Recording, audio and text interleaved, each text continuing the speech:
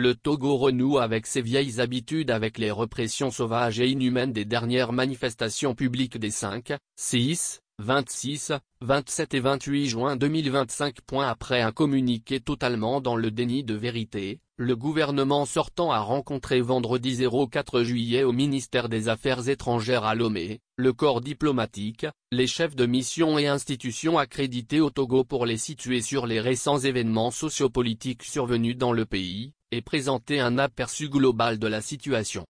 Face aux diplomates pour cette mission, les ministres des Affaires étrangères, Robert Dussey, de l'administration territoriale, Awate Odabalo, de la sécurité, Calixte Madjoulba de l'enseignement technique, Isaac Tchiakpe des relations avec les institutions de la République, Paco Madjorouvi ont fait la communication à leur manière. Pour Robert Dussey, cette rencontre s'inscrit dans une démarche de transparence et de dialogue ouvert que nous souhaitons maintenir avec le corps diplomatique. De son côté, Awate Odabalo indique que le gouvernement avait pourtant pris soin, depuis le 19 juin, de rappeler les règles qui régissent les manifestations publiques pacifiques. Mais nous avons été surpris par la violence qui s'établissait ces jours-là. Nous vivons aujourd'hui une situation calme, sereine. La campagne électorale a démarré le 1er juillet, et se poursuit jusqu'à ce jour dans la tranquillité et la liberté retrouvée. Quant à Isaac Tchiakpe, ministre de l'enseignement technique, de la formation professionnelle et de l'apprentissage, ces manifestations viennent des entrepreneurs de violences virtuelles. Nos forces de l'ordre ont toujours usé de la force proportionnée en matière d'encadrement des manifestations publiques. Ces jeunes qui étaient dans la rue menaçaient de faire du mal aux forces de l'ordre sous l'emprise de substances psychoactives. Il y a eu des images importées du Kenya pour faire croire que c'est au Togo. Il n'y a pas de coupure d'Internet au Togo, c'est plutôt une main ferme de l'État qui veut garantir la sécurité à tout le monde. Nous avons un pays qui se porte bien, les commerces s'ouvrent, l'administration est ouverte et tout se passe bien. À l'exception de Dussey, les mêmes ministres sortants étaient face à la presse mercredi, 9 juillet 2025 pour le même exercice. Ce n'est pas du militantisme, c'est du terrorisme, pointe Paco Madjorouvi. Nous sommes dans un état de droit.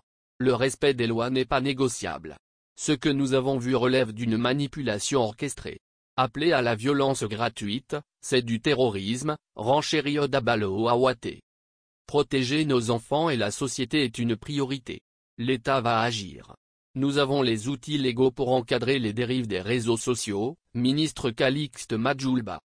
Il s'agit d'agissements criminels fomentés par des groupes non institutionnalisés, visant à fragiliser l'État et semer la terreur, conclut Tchiakpe.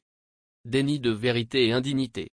Les déclarations des membres du gouvernement sortant ne sont aucunement surprenantes car c'est bien l'habitude de la maison.